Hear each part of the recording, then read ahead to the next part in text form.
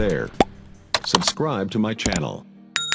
चतुर्भुज के प्रकार। इससे पहले हम आपको बताए हैं चतुर्भुज किसे कहते हैं। अब इसके बाद है चतुर्भुज के प्रकार।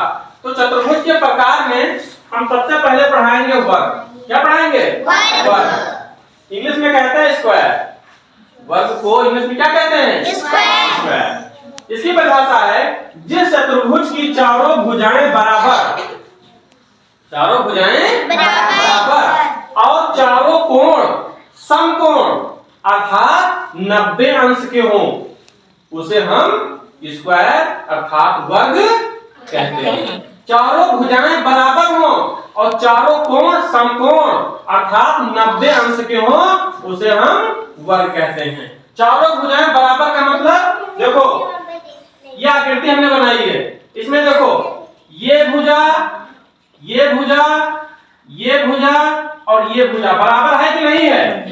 है बराबर। अगर आप पटरी से अपनी भुजा बना रहे हो तो ये ध्यान रखना, अगर ये 5 सेंटीमीटर की होगी तो ये कितनी होगी? 5। ये कितनी होगी? 5। ये कितनी होगी? 5। यानी चारों भुजाएं क्या होंगी? बराबर होंगी, 5-5 सेंटीमीटर की होंगी। अगर ये आप 15-15 कर रहे हो तो चारों भुजाएं कितनी की होंगी? 15। मेरे कहने का मतलब ये है कि जितनी भुजाएं होंगी आपकी वर्ग में, चारों भुजाएं जो होंगी वो आपकी बराबर होंगी। अगर आप एक भुजा 10 सेंटीमीटर की खींच रहे हो तो और 3 भुजाएं यानी चारों भुजाएं 10-10 सेंटीमीटर की होनी चाहिए, यानी चारों भुजाएं बराबर होनी चाहिए। इसमें पहली शर्त ये हो गई। परिभाषा यही है जिस चतुर्भुज की चारों भुजाएं बराबर हो। तो देखो इसमें चारों भुजाएं बराबर है कि नहीं है? है। और दूसरी शर्त आपकी क्या है? चारों कोण समकोण अर्थात 90 अंश के हों। इसमें बताओ ये कोण कैसा है? ये कोण कैसा है? समकोण है। कैसा है? 90 अंश का। अगर ये समकोण है, ये कैसा है? समकोण है।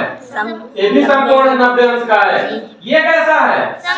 ये भी समकोण। ये कैसा है? समकोण। ये भी 90 अंश का है। तो इन दोनों शर्त हो गई, हमारी जो भुजाएं हैं वो बराबर हो गई और चारों कोण बराबर हो गए, यानी चारों कोण समकोण हो गए, 90-90 अंश के हो गए। यही हमारा वर्ग होता है। इसलिए इसकी परिभाषा है जिस चतुर्भुज की चारों भुजाएं बराबर हो और चारों कोण समकोण हो अर्थात 90-90 अंश के हो, वही हमारा वर्ग।